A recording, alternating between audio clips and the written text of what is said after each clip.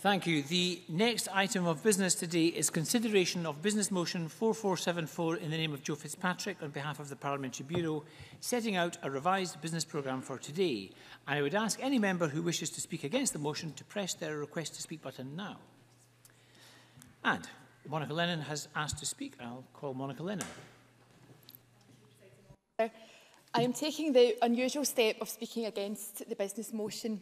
I do so because of the importance of this afternoon's debate on International Women's Day. I am very supportive of the Government's decision to hold a full debate to mark International Women's Day, and is certainly appreciated by members across the Chamber. However, as was raised in the Parliamentary Bureau meeting this morning, the Government has today decided to make a ministerial statement on the Children and Young People Act, which was only announced late last night.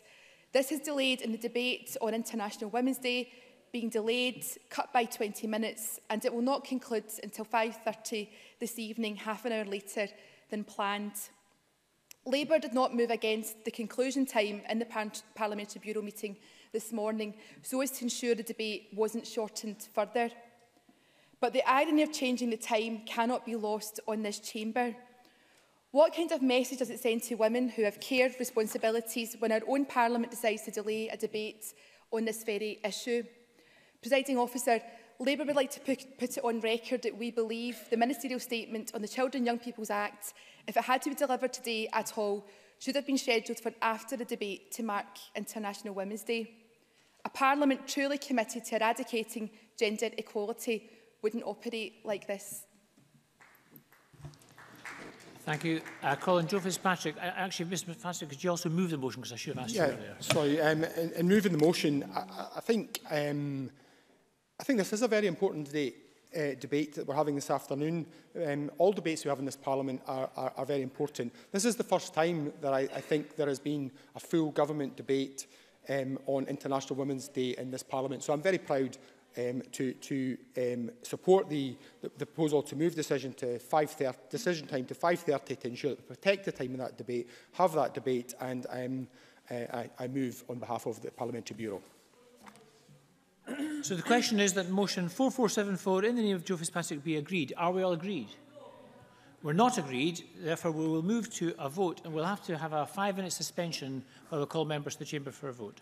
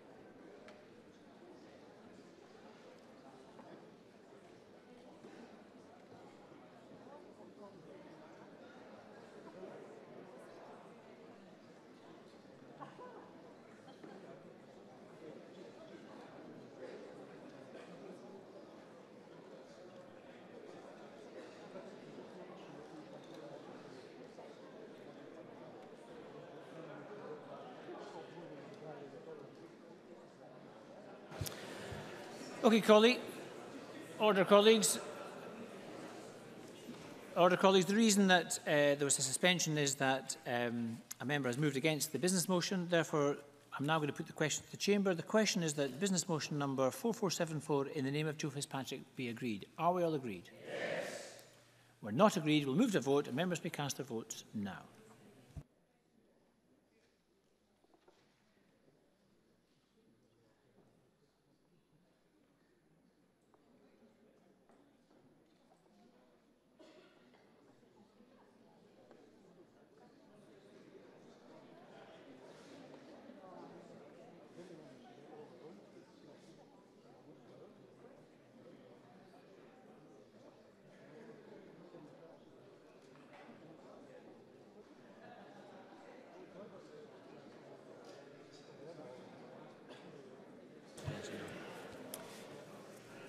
Members, on motion number 4474, the number of votes cast are as follows.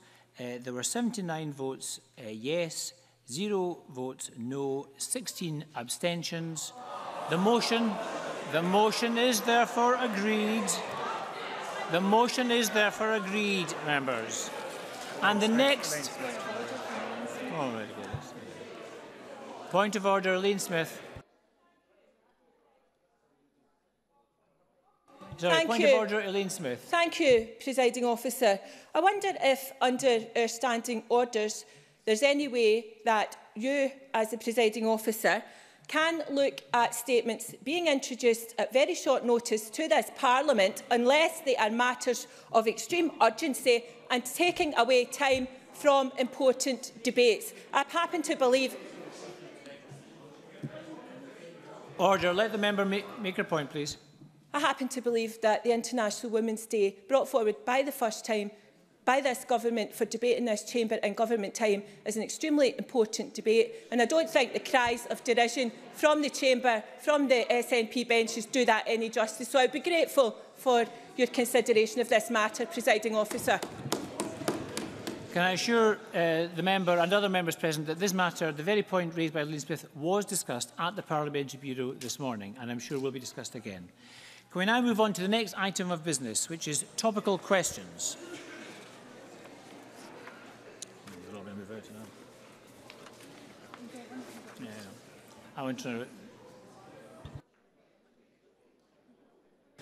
Topical questions. We'll start with question number 1 from Neil Findlay. To ask the Scottish Government what its response is to the resignation of 2 members of the review group into the use of transvaginal mesh. Cabinet Secretary Shona Robertson.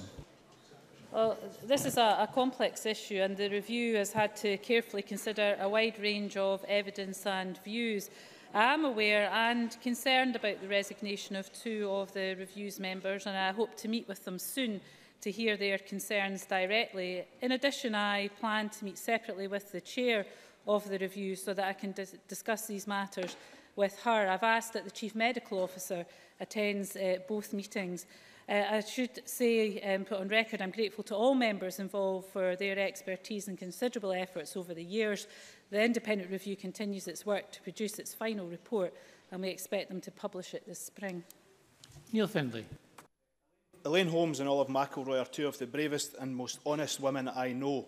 Despite chronic pain and disability as a result of mesh implants, they have put their heart and soul into the review group on the use of mesh, in the hope that no other women in Scotland would experience what they and hundreds of other sufferers are going through.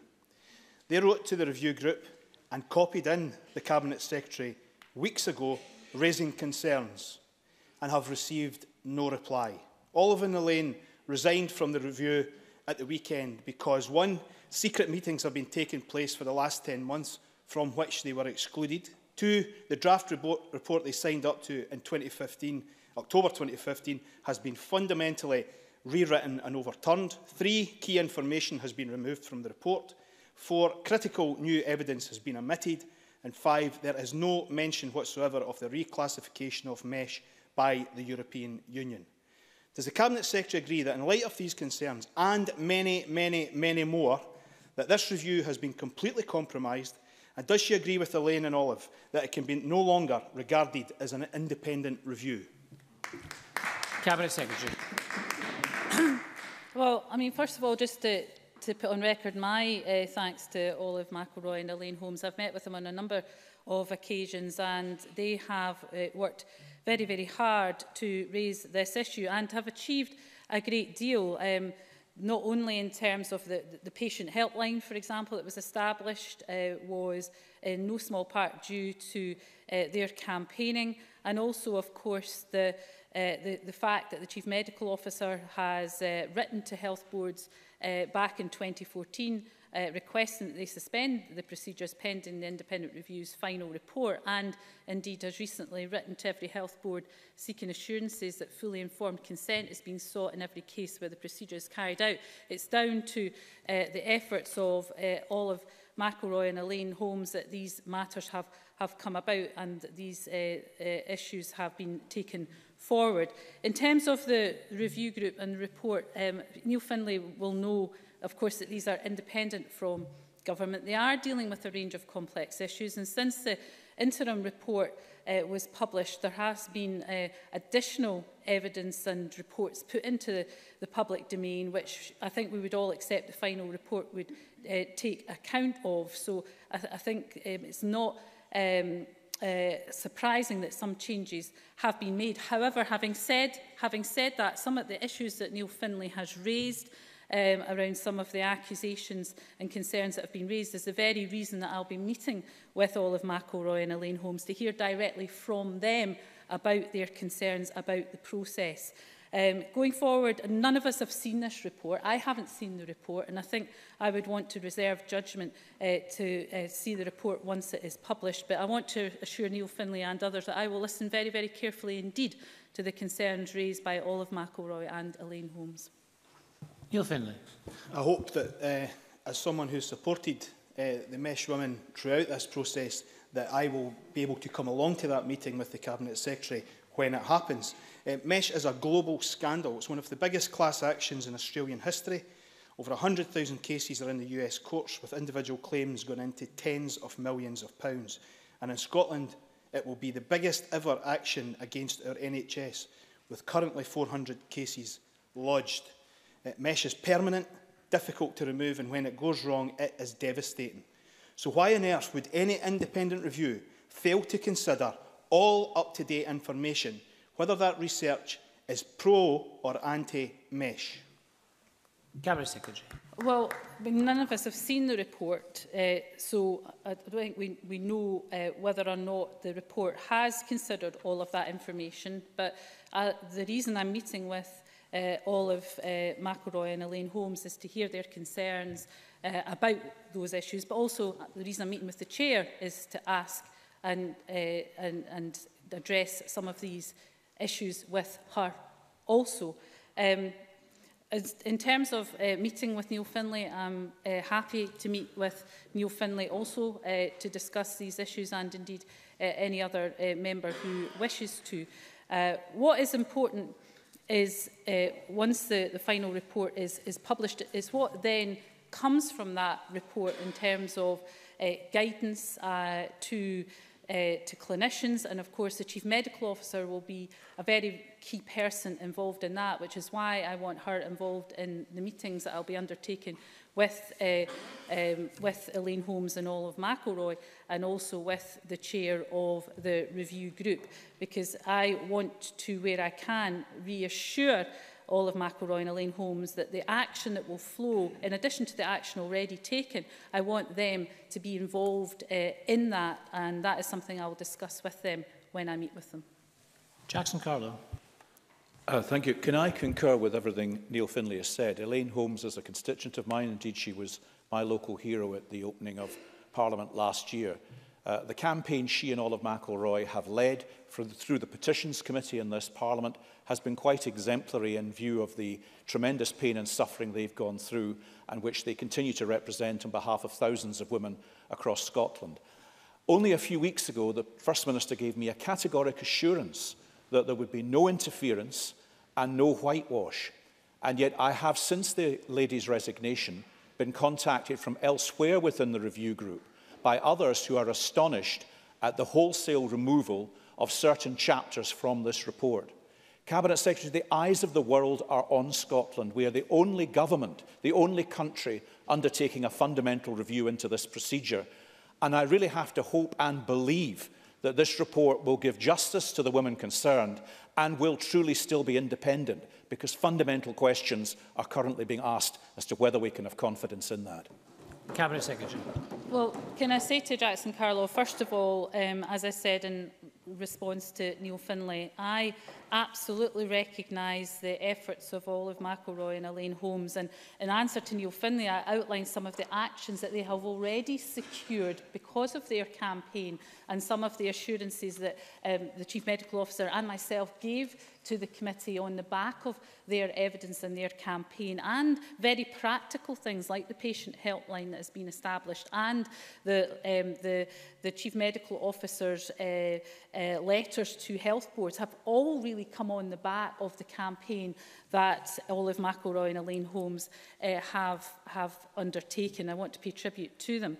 In terms of the First Minister's assurance, there has been absolutely no interference in the review group. Certainly, I have not seen the report. I have, of course, seen the comments and concerns that have come from Olive McElroy and Elaine Holmes, and I'm concerned about that. That's why I have offered to meet with them as quickly as possible to hear in more detail directly from them what their concerns about the process are.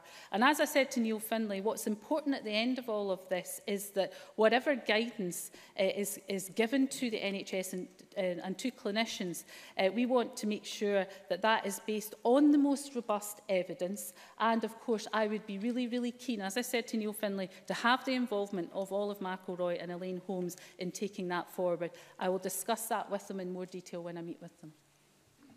Question number 2, Murdo Fraser. Thank you. To ask the Scottish Government what impact the proposed merger between Aberdeen Asset Management and Standard Life would have on Scotland's economy. Minister Paul Wheelhouse. Aberdeen Asset Management and Standard Life are two leading firms in Scotland's financial services industry. We welcome the intention to grow the business in Scotland and to build on the expertise and skills of both companies and strengthen Scotland's global reputation for fund and asset management. The First Minister has spoken with both the Chief Executive Officer of Aberdeen Asset Management, Martin Gilbert, and the Chief Executive Officer of Standard Life, Keith Skeoch, yesterday to discuss the proposed merger between the companies. The new company, which will reportedly be the largest fund manager in the UK and would be the largest active asset manager in Europe, will be a key player in Scotland's financial services sector and continue to be a very important contributor to Scotland's wider economy. And I warmly welcome confirmation in the joint press release that the combined group will be headquartered in Scotland. We will be engaging with both companies as the merger progresses to discuss their plans for both employment and investment in Scotland in light of anticipated savings that have been set out. I note that the merger is still subject to shareholder and regulatory approvals, and following that, an integration period will begin. I've also been in contact with both companies and in the event that plans for the merger are confirmed, the Scottish Government stands ready to support the new business and their employees to ensure that what would be a world-class investment group has a bright future and to help the business grow its activities in Scotland. I think it's important to reflect that this announcement potentially puts the combined company in a particularly strong position to weather what continues to be a disruptive time for the asset management sector globally. Murdo Fraser. I thank the Minister for his response. I would agree with him that the proposed merger is an exciting opportunity to create a Scottish headquartered, world-leading investment house which will help entrench Edinburgh's reputation as a financial centre. That said, the Minister will be aware there are concerns about the employment impacts of the merger from the discussions that have been held with Aberdeen Asset Management and Standard Life. What timescale would the Minister expect there to be announcements about future workforce planning for the new entity, and when will the staff be made aware of these? Minister. Obviously, I recognise the concern there would be in a situation such as this where there's a significant change proposed to the company. I cannot dictate the timing that would be followed. Clearly, there are regulatory and shareholder interests here, and we have to allow internal processes to take take place. But as I mentioned in my original answer, there would be, subject to shareholder and indeed regulatory approval, there would then be an integration period which would involve much more detailed work involving the workforce itself. I think in discussions with Standard Life and indeed with Aberdeen Asset Management, it's important to stress that both institutions are trying to create a world-class investment group. They are trying to grow the business, and I hope that gives confidence to the workforce in both companies. The fact there has been confirmation of the headquarters being in Scotland is obviously of great value to us all in this chamber, and warmly welcome that. In respect to the work of Standard Life, I'm aware that companies such as Standard Life Investments have been working on reducing their cost-income ratio to record increased profitability, but they've also increased employment. So it's not necessarily the case that cost reduction leads to a loss of employment. Indeed, it can be a positive in terms of increased headcount. And indeed, Standard Life as a whole has seen growth in its assets, revenues, profit and cash held, and also has managed to increase headcount. So clearly, we remain of the view that this could be an entirely positive development, but we await, of course, the decision of shareholders and indeed the regulator. Murdo Fraser. Thank you. Can again thank the Minister for his response. I'm sure we would all welcome the fact that it has been indicated that the headquarters of this new entity will be based in Edinburgh. How will the Scottish Government ensure that the economic conditions in Edinburgh are right to help secure the future of this very important new business and the many thousands of jobs it will support? Minister. Well, clearly we are very conscious of the need to try and maintain Scotland's competitiveness as a location, and we work very closely with stakeholders in the financial services industry to understand their concerns. Indeed, we're looking for investment to help underpin growth in the sector. So in areas such as financial services, we are clearly working on fintech as a particular area of interest to companies across the sector, and working very closely with stakeholders there to ensure that Scotland remains at the forefront of that particular development of the sector and can capitalise on the opportunities. But more generally, we're working very closely with Edinburgh City Council, indeed Aberdeen as well, to make sure that we have a competitive business environment for our financial services industry. Ben McPherson. Thank you, Presiding Officer. Just declare a small interest that I worked for Standard Life in 2002 and 2003. I was pleased to note the assurances from Martin Gilbert of Aberdeen Asset Management that there will be an emphasis on growing the new business and utilising skills within both companies following the completion of the proposed merger. What relevant discussions has the Scottish Government had over the potential for growth and also for further job creation in Scotland's financial services industry, and particularly here in Edinburgh? Minister. Well, I certainly recognise that, and it's worth stating that I think both companies have been on record to stress that the merger would be bringing together complementary interests of the two companies. So, in large part, they are actually complementary to each other.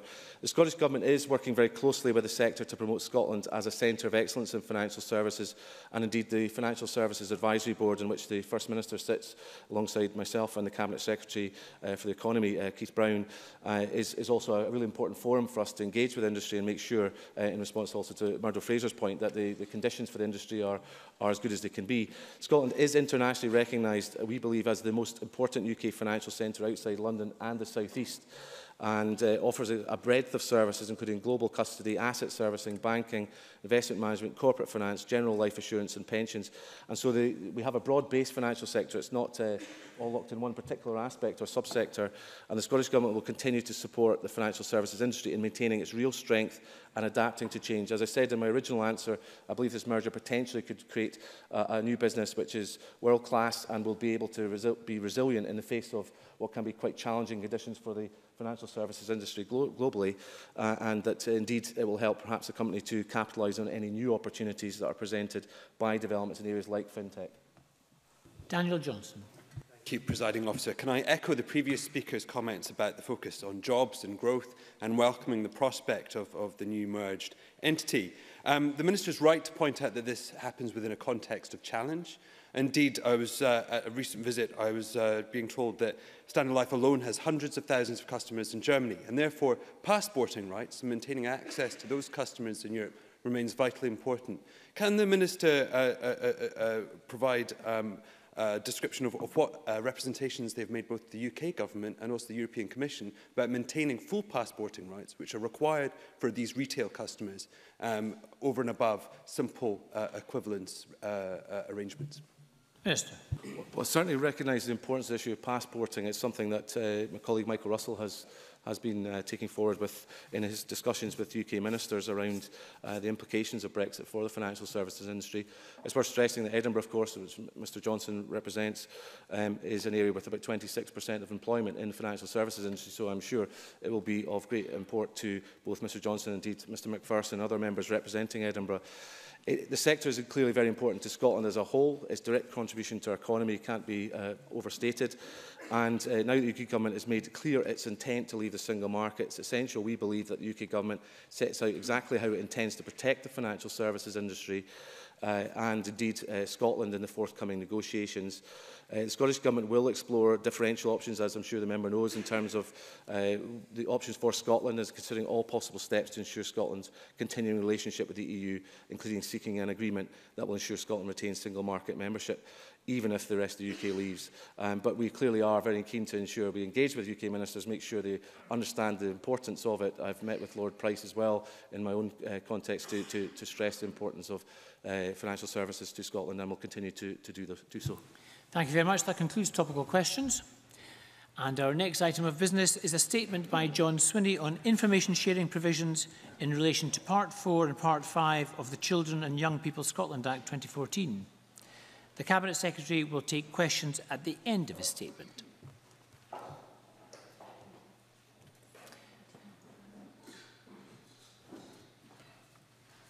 And I call on John Swinney.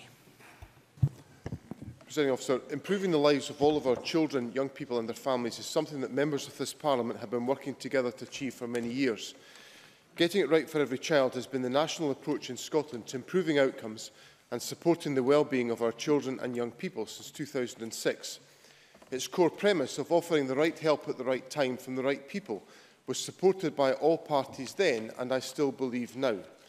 And this Government remains wholly committed to applying the Getting It Right for Every Child approach as part of our determination to ensure all of Scotland's children get the best possible start in life. The foundations on which Getting It Right for Every Child is built are the principles of the United Nations Convention on the Rights of the Child. Above all, it seeks to ensure that public policy and practice decisions are taken in the best interest of the child and delivers the Government's responsibility to protect and support families to nurture their children. The named person service is central to fulfilling the responsibility of government and the wider public sector to enhance and support children's rights. The named person service is a simple but important concept that came from families themselves, that having a single named contact, such as a health visitor or a teacher, that you know you can go to for advice, information and support about any aspect of your child's well-being is helpful for children and parents.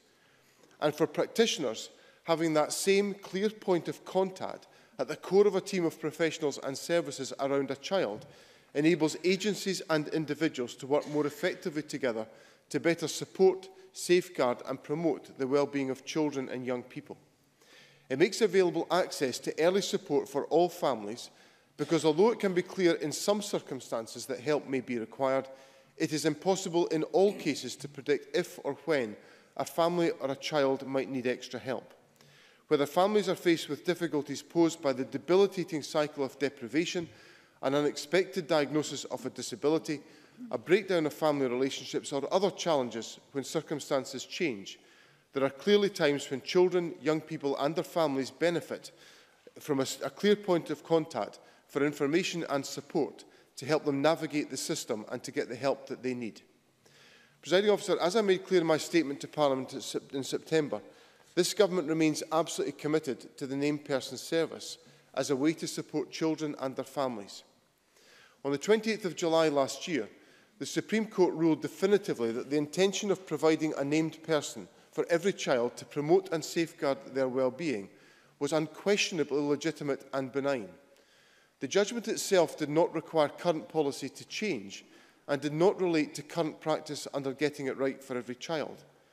A local authority or health board can continue to nominate a person to be responsible for the provision of services to a child, and organisations can, within the framework of the existing law, continue to deliver or engage with such existing or developing named person services. I want to reiterate my support for practitioners across Scotland who continue to live up to their commitment to develop and deliver a named person service to families in their local areas within the framework of the existing law. However, the Supreme Court judgment requires us to change the statutory provisions relating to one aspect of the named person service, and that is on information sharing. I believe that the aims of the policy justify broad support, and that when the way forward on implementation of information sharing is accurately understood, it too will command support. The Supreme Court determined that ministers needed to provide greater clarity about the basis on which health visitors, teachers and other professionals who support families will share and receive information in their named person role. It ruled that the information sharing provisions of Part 4 of the Children and Young People Scotland Act 2014, as they were originally framed, are incompatible with Article 8 of the European Convention on Human Rights, and that changes are needed to make those provisions compatible with Article 8 to ensure respect for a person's private and family life, his home and his correspondence. The Supreme Court judgment has provided an opportunity, therefore, to revisit the information sharing provisions in the 2014 Act in a way that will not only secure the protection of those rights, but will improve the named person service and reassure parents and practitioners and the wider public that this service will work with and for families. Since the Supreme Court judgment, I have led a 3-month period of intense engagement. I have listened to parents, charities, practitioners and children and young people, and from those who support the named person policy and those who have concerns about it. Over 3 months, this engagement involved over 50 meetings and some 250 organisations and groups. This included around 700 young people, parents and carers, practitioners, professionals and leaders from education, health, local authorities, police, faith communities, unions and charities. Importantly, we listened to those who had concerns about information sharing and were prepared to consider a revised way forward. We reached out to others, including Care Scotland, Clan Child Law, Together and the Scottish Parent-Teacher Council, amongst others. We are grateful to all those who took part in what was a genuinely open engagement. A key part of our engagement was to listen to children and young people. Our commitment to the United Nations Convention on the Rights of the Child requires us to uphold children's rights by ensuring that their voices are heard, listened to and acted upon by all those who support them and provide services to help them. On a more personal level, young people recognise the benefit of having access to someone they trusted to help them get support if needed. The Government listened to parents. The Named Person Service provides a point of contact and support who works in partnership with parents and families to help them navigate the wider system. Parents told us that they don't always get the support their families need, so they have to tell their stories over and over. Parents also told us they want the Named Person Service to work in partnership with them and that having a say in the sharing of information about their families matters to them. Their views and their experience reinforce the initial rationale for creating the Named Person Service. The Government listened to practitioners. As with families, nursing and medical professional organisations and trade unions told us that information sharing that was rooted in consent, engagement and empowerment of families was the best way forward. Only in exceptional circumstances, such as where the risk of harm was present, should we consider departing from those core principles. Practitioners highlighted that professional judgment and discretion remains vital in working with families to decide whether, when and with whom information should be shared. The Care Inspectorate highlighted to us that sharing of relevant and proportionate information in relation to the well-being of children had improved as organisations prepared for the implementation of the Named Person Service. Joint inspections of services for children and young people in 2014 to 16 showed that most community partnership areas had developed mechanisms for sharing information about individual children with relevant services while working within the requirements of data protection legislation and duties of confidentiality. Therefore, their reports also show that practice remains inconsistent across services in localities and between localities, meaning that families will experience different levels of support. A recurring issue in tragic cases has been a failure to share information when remedial action could have been effective. Putting the findings from this extensive engagement and Care Inspectorate reports alongside the ruling of the Supreme Court makes clear what needs to be remedied. Presiding Officer, we must provide consistency, coherence and confidence in the approach to sharing information below the threshold of risk of significant harm. This is where the named person's role is so important for support to families to get the assistance when they need it. I propose to bring forward a bill that will include new provisions on when and how information can be shared by and with the named person's service. The new provisions will ensure that we address the Supreme Court's judgment, live up to our objective of supporting children and young people, and give them and their families reassurance that their rights are fully respected. I intend to introduce the bill ahead of the summer recess, and I will work with Parliament to agree a timetable to enable commencement in 2018. Without legislation, there is a risk that the benefits of a coherent and consistent approach, delivered through good practice in some places, are not made available to all families. This means a longer time frame for commencement than originally anticipated, but I believe, given the significance of the issues involved, Parliament must be given the full and proper opportunity to legislate on these issues. This approach will involve replacing some of the provisions in the 2014 Act that the Supreme Court was concerned about, with new provisions requiring named person service providers and others involved with children and young people to consider whether sharing information would promote, support or safeguard the well-being of the child or young person, and requiring them to consider whether sharing that information would be compatible with data protection law, human rights and the law of confidentiality. Only if information can be shared consistently within these legal constraints will there be a power to share it, and the legislation will make this clear. This approach aims to promote good and consistent practice by imposing an explicit duty on named person service providers and others to consider whether or not to share information, whether that would promote, support or safeguard the well-being of a child, while making clear that this may only be done where there is compatibility with data protection law, the law of confidentiality and human rights law. Through both practice and the legislative framework, the importance of involving families in the sharing of their personal information will be central to how the named person service works with families. There is also a crucial balance to be struck. We must ensure that the 2014 Act supports children, young people and families to access support easily if they need this. But we must also strive to ensure that the amendments to the 2014 Act do not result in unnecessary bureaucracy or a burden on services. I have reflected on this point very carefully. To support implementation of this approach, it is proposed that a new section be added to the 2014 Act to provide for the making of guidance specifically on information sharing, designed to address the Supreme Court's judgment. This guidance will be an important resource which will assist practitioners to take a systematic approach to information sharing in appropriate cases. It is envisaged that the guidance could incorporate suitable case studies to assist understanding by practitioners, and it will also help address the concerns expressed in the Supreme Court judgment about the question of proportionality. This approach supports the ambition shared by practitioners for enabling continued improvements in working together, while leaving appropriate scope for practitioner judgment and discretion.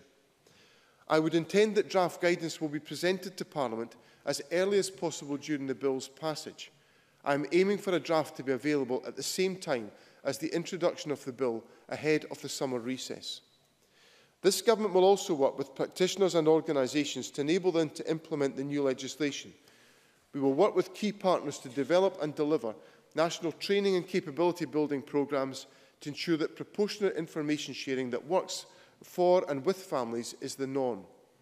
We will engage key partners in the inspectorates, the statutory, third and independent sectors to develop resources for robust self-evaluation and review mechanisms for use by practitioners. I also recognise that after a campaign that has involved a lot of misinformation about the named person service, it is important for Parliament and the country to have confidence in the getting it right for every child approach. Ensuring the trust of families and young people across Scotland is critical in ensuring the future success of the named person service. The legislative process will create the opportunity to do this. We will also deliver public information campaigns with partners that provide accessible information for children, young people and parents on their rights and entitlements embodied in Getting It Right for Every Child. Presiding Officer, I want to reassure Parliament that we've taken very seriously our responsibility to provide an appropriate response to the Supreme Court judgment. We have sought advice and listened to a wide range of views and experiences. We now intend to put in place measures so that the aims of the Named Person Service, as supported by Parliament and described by the Supreme Court as unquestionably legitimate and benign, is compatible with data protection law, human rights and the law of confidentiality. By making these changes, we will respond to the Supreme Court ruling in a way that improves the Named Person Service and gives families, practitioners and the wider public greater confidence that information sharing for Named Person Service purposes will be in line with the founding principles of Getting It Right for Every Child and will respect their rights fully. The approach I have set out today seeks to bring consistency, clarity and coherence to the practice of sharing information about children and young people's well-being across Scotland. But it also seeks to achieve something more fundamental, to enable us to work together as Government and Parliament to deliver the original aims of a policy journey begun over 10 years ago. Presiding Officer, let us agree today to ensure that we get it right for every child.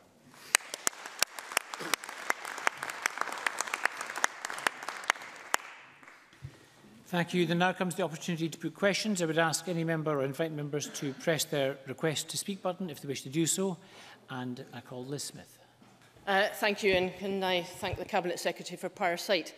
Cabinet Secretary, every single opinion poll that has been conducted on the named person policy shows that the majority of the public and a very large number of the practitioners who you mentioned in your statement do not want named persons. Can I ask on what evidence you have decided not to abolish the whole idea? Secondly, you mentioned that the Supreme Court said that the named person policy intervention was unquestionably legitimate and benign. But to be precise, there is a very significant difference between a policy of caring for well-being with benign intentions and a named person policy which had at its heart potentially disproportionate and intrusive data sharing, which was ruled unlawful. Does the Cabinet Secretary accept that key difference, something he's not recognised in his statement, and will he confirm if well-being, in its term, will be defined in the new bill? And thirdly, has the Cabinet Secretary recognised that the most recent statistics tell us that the vacancy rate amongst health visitors, who are obviously key deliverers of the policy, is actually rising, as is the age profile? Is this not a real problem for the implementation of the policy? Cabinet Secretary. First of all, on the question of the policy intention, the Government was elected on its policy commitments, and the Government is committed to the named person service, and Parliament has legislated for that to be the case. And until such time as Parliament legislates not to have a named person service, I am duty-bound as a Minister to respect the view and the wishes of Parliament, and I don't think Parliament would expect anything else of me in that respect. The second point is on the question of the Supreme Court's judgment about named person being unquestionably legitimate and benign. Liz Smith is correct that the Supreme Court raised issues about proportionality. And in my statement, I have gone to great lengths to set out how the question of proportionality will be addressed. And it will be addressed by placing the duty on practitioners to consider whether there is a legitimate case for sharing information, and then going on to consider whether or not the sharing of that information is compatible with the existing legal framework in which we all have to operate. So the question of proportionality is, in my view, as are all issues raised by the Supreme Court, issues that I have no alternative but to address the issues raised by the Supreme Court. And the question of proportionality has been addressed in that fashion. Thirdly, on the question of well-being, Liz Smith will be aware that well-being is defined in the Children and Young People's Act. The terminology is present in the Act already, and of course Parliament will have to consider the legislation that I bring forward. And on the final point, in relation to health visitors, Liz Smith may not have got to this detail yet, but the data revealed this morning an increase of 117 in the number of health visitors as part of our target of reaching 500 by 2018. And of course, that is welcome progress towards that objective, and we need to ensure that we have a strong health visitor community in Scotland able to contribute to supporting families where they need that support to assure the well-being of young people. And what the Health Secretary and I are very focused on doing is making sure that we have in place a seamless, integrated support arrangement in place for those who need it in our society, to make sure that at the earliest possible opportunity we can act to overcome the difficulties and the challenges that children face in our society, and to provide the support when, at the earliest possible opportunity we can. Ian Gray.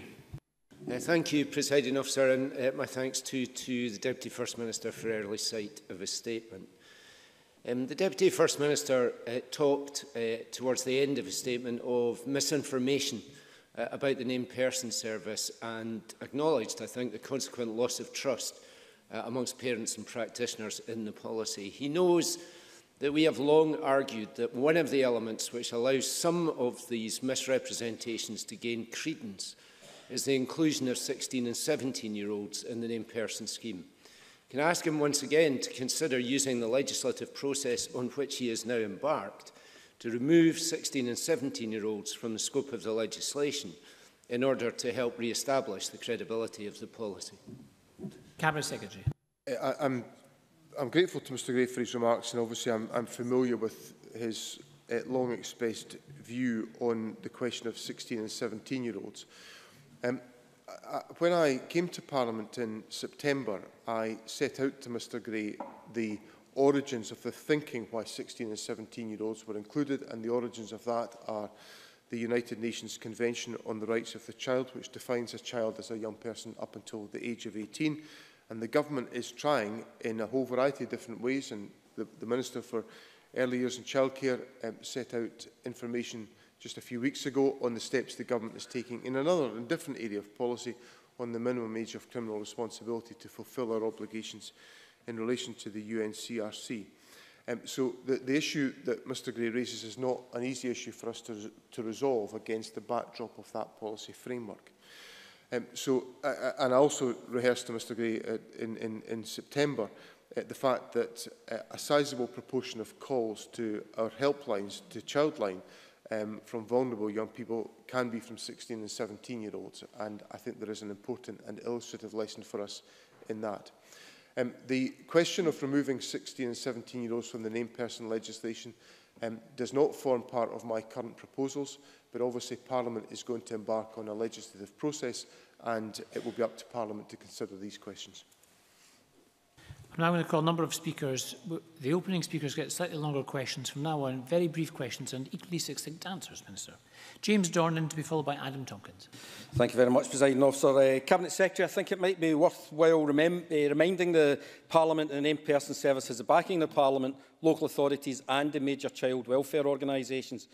But can the Cabinet Secretary detail how he will consult on the bill and how he ensures he will ensure that the Education and Skills Committee will be kept updated on any progress? Cabinet Secretary. Obviously, I've gone through an intensive programme of discussion and dialogue to get to where I am today, and of course the formal consultation on the bill took place, on Children and Young People's Bill, and the question of a named person service took place back in 2012. Obviously, the bill will be subject to scrutiny by the Education and Skills Committee, and it will be, the government will of course fully comply with the timetable the committee agrees and that is agreed with the parliamentary authorities to ensure full scrutiny of all of the provisions. Adam Tompkins, to be followed by Rona Mackay. Thank you, Presiding Officer.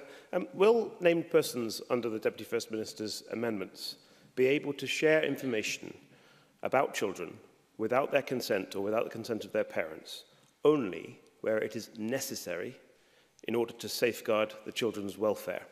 Because any broader power than that is likely to continue to be in breach of the law. Cabinet Secretary. Let me say two things to Mr Tompkins. The first is that I envisage that information will be shared with consent in all but the exceptional circumstances.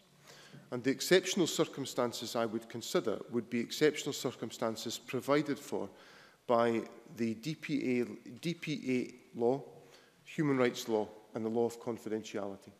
So any exceptional circumstance would have to be enabled for information to be shared without consent, as long as it was provided for in those legislative instruments and within that legislative framework that I have set out. Rona Mackay, to be followed by Daniel Johnson. Thank you, Presiding Officer. Given the many scare stories we've heard in the named person service, a concept which came from families themselves, could the Cabinet Secretary outline how he will ensure that the general public understand how this will work? Cabinet Secretary. The first thing to do in that respect is for us to address the issues which have given rise to significant concern. And I think as I've looked through this issue, it's quite clearly the issues around information sharing and perhaps some of the issues that Mr Tompkins has just raised with me that have caused that concern. And I think the answer the Government has come up with today is a very strong and robust answer to those issues, which enable us to proceed with an approach that addresses those concerns and then allows us to focus back on the core principle behind the named person service, which is to provide a dependable and reliable point of contact for individuals, for children and families to go to when they require support in our society. And when we strip away all of the debate that's gone on about this, that is what the named person is about. It is about providing a contact point reliably available for families and for children that they can go to when they need help. And in the experience that we've had from the consultation exercise, that is the service that members of the public are looking to achieve, and on that basis I think we can build public confidence. Daniel Johnson, to be followed by Jenny Gilruth. Thank you, Presiding Officer. The challenges faced by the named person policy to date, I think, are twofold. First of all, the legal issues as identified by the Supreme Court, but also the issues around trust of professionals, teachers and indeed children. Can I therefore ask what activities within the period of intensive engagement were addressed specifically on that issue of trust? How does the Cabinet Secretary now understand the issues around trust faced by the policy? And what actions will be taken to address these issues of trust in named person before, during and after the implementation of the revised policy? Cabinet Secretary. Well, I suppose the formulation that Mr Johnson talks there is helpful. There are legal issues which must be addressed before the service can be implemented in terms of the legislation in the Children and Young People's Act 2014. So we have to address those issues, and I've set out to Parliament the mechanism by which we are going to do that, which is, I might add, the highest level of authority the Government can put in place, which is to ask Parliament to legislate on this question. We can ask Parliament to do no greater contribution than that. So that's a first and very important point, that I'm recognising that legislation is required, which in a sense leads me into the second point, which is about building trust. If I'm asking Parliament to legislate again on these key issues, I am recognising the need to ensure that parliamentary authority is given to these provisions, which I hope will assist in creating some public trust. And then the second point that I would make in that respect is really to link into what Rona Mackay has just raised with me, which is to make the point that when the named person service is explained to people, not as a service that will be intrusive to family life, because as a consequence of the legal issues I am now going to address, we hopefully address that point conclusively. The named person service can be expressed and explained to members of the public as a resource which is of benefit and of assistance as a contact point for families to make sure they can get the support when they feel they need it. And the last point I'd make to Mr Johnson is about practitioners, and of course practitioners covers a wide variety of different professionals in that respect. And in my experience of the public services, many of our public servants, as teachers or as health visitors or as care workers or in whatever function they are exercising, they are very keenly motivated by the well-being of the individuals for whom they are offering support or providing education. And that is, I think, a key connection that enables this policy to be successful, because it links the needs of individuals directly with what can be delivered by public servants. And I think in all of our experience, we all see public servants who make a phenomenal contribution to our society, and we have the opportunity to ensure that members of the public have access to that quality of service. Jenny Gilruth to be followed by Ross Greer. Thank you, Presiding Officer. Can I remind members I'm the Parliamentary Liaison Officer to the Cabinet Secretary. To ask the Scottish Government how the sharing provisions within the Children and Young People Act will impact upon classroom teachers. Cabinet Secretary. Well, obviously, there is a requirement for classroom teachers to be fully cognisant of the role of a named person and what issues can be raised with a named person through the appropriate training and support that is available to them to ensure that that role has been used to the full. But in terms of classroom teachers have a particular role to ensure that they are supporting the young people in their care and working within the structures of our education system to make sure that any concerns that they have about the well-being of young people are properly addressed in the appropriate fashion, whilst respecting the legal rights of individuals in that process. Ross Greer to be followed by Tavish Scott. Thank you, and like colleagues, I'd like to thank the Cabinet Secretary for advanced sight of his statement. I'm reassured by Mr Swinney's answer to Daniel Johnson in regards to the Government's consultation period over recent months. But ensuring young people in particular are engaged in getting it right for every child is essential. So would the Cabinet Secretary be able to confirm what the Scottish Government will do to ensure that young people, such as through organisations like the Scottish Youth Parliament, which they themselves have directly elected, are engaged in the process, both the legislative process and in the drafting of new guidance? Cabinet Secretary. Well, I'm very keen to make sure that we use this process to build confidence in the whole approach. So therefore, I'll be taking a very open approach to inviting the contributions and the input of organisations to help us to design the legislation, but then also to design the guidance that goes with it. And of course, the guidance that goes with it is very important because we have to make sure that it provides the necessary clarity for individuals, and therefore having that informed by children and young people would be particularly beneficial. On this question of dialogue with young people, the Cabinet met last week with a group of representatives from the Children's Parliament and the Scottish Youth Parliament for what the First Minister committed us to was an annual discussion on relevant issues of mutual interest. And I know members of the Cabinet got a tremendous amount out of that conversation, and we will continue that dialogue. Tavish Scott to be followed by Claire Hockey. Thank you very much, Deputy Presiding Officer. Can I thank the Cabinet Secretary for his statement and also for his recognition of the importance of legislation in allowing for the parliamentary scrutiny that I suspect others were hinting at. Does he recognise that the scope of the original legislation was seen to be exceeded by the potential implementation of the named policy proposals, and therefore parental concern is significant and has still to be adequately addressed? Would you recognise, or will indeed, the explicit duty that he outlined to Parliament this afternoon guard against the invasion of parental and family privacy that is of such concern? And is he minded to note that that is potentially likely only to be tested, or that balance is likely to be only tested in court? And finally, will you recognise the danger of a breakdown between the police, teachers and health workers on one hand and parents on the other, given the concerns of this matter? And what has he specifically got to do to address to that point? Cabinet Secretary. On the last point that Mr Scott raises, my whole intention is to create an atmosphere of partnership working between public authorities and public servants and families. And that is the whole intention behind named person, is to make public services much more accessible and readily contactable by individual families. So at the heart of the concept is the encouragement of that process.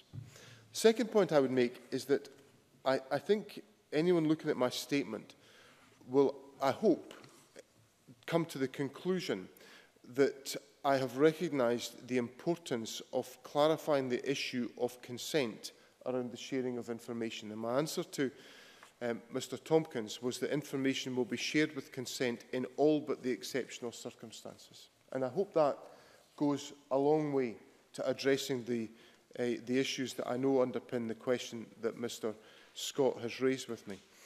And the final point I would make in relation to Mr Scott's points is that what I have done in my statement is to look very directly at the issues raised by the Supreme Court, and I believe address them directly and adequately.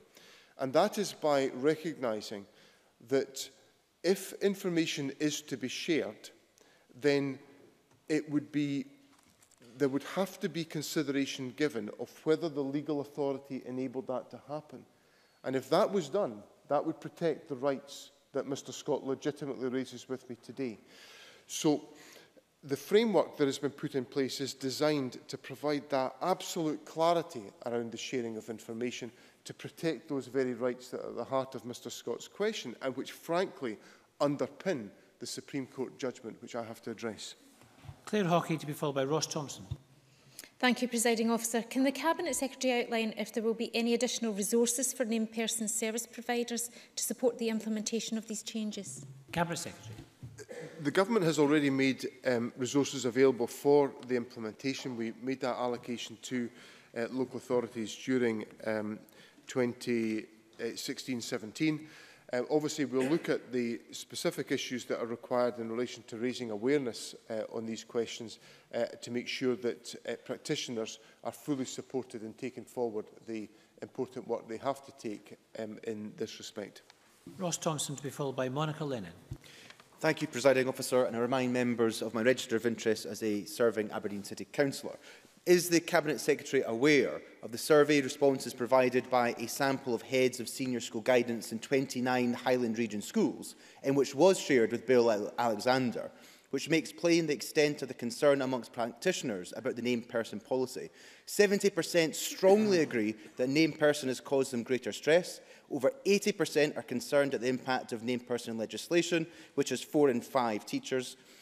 Further, last year, Aberdeen City Council leader Jenny Lang stated that named person was putting people off taking up positions as primary head teachers in Aberdeen. Therefore, would he agree that with all this evidence, this is naturally a matter of great concern to parents and teachers, particularly when he says today that their trust is crucial to the future of named Cabinet person? Secretary. I think the point I find difficult to understand that underpins Mr Thompson's question is that somehow members of the teaching profession are not focused on or concerned about the well-being of the children that they educate, because that is what the named person concept is about. That is what the teaching profession are doing every single minute of the day. They are looking at the well-being of children and supporting them to fulfil their potential. So I'm keen that the named person proposal is explained to people in our professions on that basis. And if I heard the explanation of the named person proposal that has been communicated quite extensively in the media, then I think if I was a teacher, I might have some concerns about it. And Mr Thompson has fuelled much of that in the process. So what I'm interested in doing is making sure that we work with practitioners and that we work with parents and families to ensure that we have in place a point of contact that is a reliable asset for families to address the issues in which they might need support from our public services in the years to come.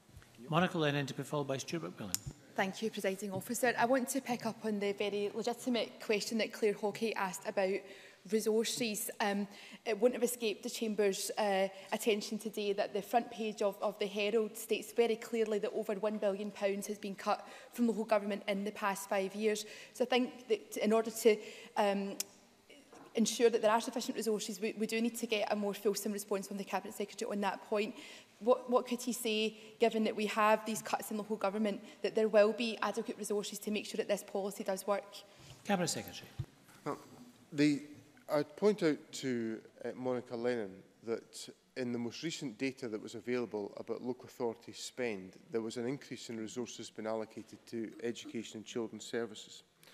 The second point I would make is that the Government has already made an allocation to local authorities for the implementation of named person, and that money has been allocated to local authorities in this financial year. Clearly, named person has not been introduced as originally conceived of by the legislation, so local authorities have that money. I haven't reclaimed that money. It's sitting with local authorities able to support them in their activities. And I come back to the point I made to Liz Smith that the data that we saw this morning saw an increase of 177 health visitors on well on our way to our commitment to achieve an increase of 500 by 2018. And I would also point out to Monica Lennon, finally, that there has been an increase in the spending power available to local authorities as a consequence of the government's budget decisions and by the decisions that were taken by this Parliament in agreeing the budget provisions. Stuart McMillan to be followed by Jeremy Balfour. Thank you, Presiding Officer, and I thank the Cabinet Secretary for his detailed statement. I think interested parties would welcome any information that the Cabinet Secretary could provide on what checks and balances there would actually be on the named person service, and can he offer any assurances on this? Cabinet Secretary. There are, of course, provisions within the existing legislation, Presiding Officer, for concerns about the operation of named persons to be raised, a complaints mechanism that exists around the workings of named persons. So there is every opportunity for individuals, if they are concerned about the way in which the service operates, to openly raise those concerns and to have those concerns addressed. Jeremy Balfour to be followed by John Mason. Thank you, Presiding Officer. The Cabinet Secretary said that he's met with 250 organisations and groups and had 50 meetings over the last 3 months. My understanding is that he's still not met with the No to Name Persons group, who obviously brought this case to the Supreme Court. Can you tell me which organisations he's met with that are against his proposals? And secondly, will he now meet with this group so that they can discuss their concerns with him? Cabinet Secretary. I explained my position on this to the Education and Skills Committee when I was there some months ago. I have been focused on addressing the issues that arise out of the Supreme Court judgment to ensure that the named person service can be put into practice. That's what Parliament is legislated for. It's what I consider to be my duty as a Minister to make. I know Mr Balfour doesn't agree with it. I know the Conservatives want it abolished, but that's not the position of Parliament, and I'm a Minister accountable to this Parliament. So my democratic duty is to make sure that I address the issues raised by the Supreme Court process. Now, I haven't met No to Name Person because there's a clue in the name. They don't want named person. They don't want to engage a discussion with me about how this could be put into practice. They want to end it. And what I have done is I've discussed with Clan Child Law, for example, who were a party to the legal action, the issues that they're concerned about, to try to adequately address those issues. And obviously, they will speak for themselves and they will make their views clear about the steps that I have taken. But I've engaged with organisations who have expressed concerns, and I relayed them in my statement. Clan Child Law, the Scottish Parent-Teacher Council, Together, Care Scotland.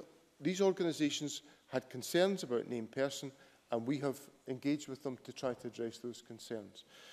So I've taken as open an approach as I possibly can do, but I think Parliament will understand that if I'm interested in implementing the named person service and finding a way to do so, it would be unusual for me to meet with people who don't want anything to do with that particular policy to be implemented.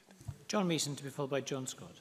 Thank you. I wonder if the Cabinet Secretary will accept that within my constituency there are many vulnerable children and vulnerable families who are really needing a named person and the help and support that they can give. And can he reassure them and me that he will hold firm to his principles in providing this service? Cabinet Secretary. I recognise the need that exists in Mr Mason's constituency, but I think that will be the position in every constituency in the country. And there are particular challenges in Mr Mason's constituency, but I can also think of families in my own constituency that would benefit from such a support as well. So I do give them the assurance that I will hold firm on this view. It's why I've come back to Parliament, having taken time to consider the very difficult and complex issues that are involved in this process, to make sure that Parliament can have a legislative consideration at the highest test possible this Parliament can deploy, to ensure that we have in place the measures that can turn into practical support for the people and the families that Mr Mason represents. And finally, John Scott. Thank you, Presiding Officer. If the Cabinet Secretary is determined to reintroduce the named persons legislation in this relatively short timescale, will he assure Parliament that the policy intentions of this bill will be fully developed and clearly expressed on the face of this new bill to give Parliament every opportunity to fully debate the policy intentions of this bill and give Parliament every opportunity to make good and ECHR compliant law on this occasion? Cabinet Secretary. The first thing I'd say to Mr Scott is, of course, Parliament has already legislated in the Children and Young People's Act 2014 on many aspects of these provisions. And the only part of it where the Supreme Court expressed any concern was around information sharing provisions. And I've set out to Parliament the route by which I intend to resolve those questions. I have done that to the highest standard Parliament can expect on any question by asking Parliament to legislate again. And obviously, Parliament will have to be satisfied with the timescale that's available to consider that legislation. As Mr Scott knows, the Government does not operate in this Parliament with a majority, so there will have to be agreement about timescales involving committees and other parties to make sure that due and proper consideration is given to this legislation.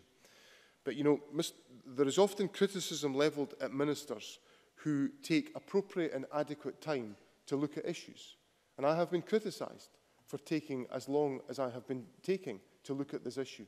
I make no apology for it, because I want to come to this Parliament with good, strong, well-considered legislation that can address serious issues raised by the Supreme Court to fulfil my commitments as a Minister. And Parliament would expect nothing else of me. Thank you. That concludes our statement. We'll now move on to our debate on International Women's Day. We'll just take a moment to change seats.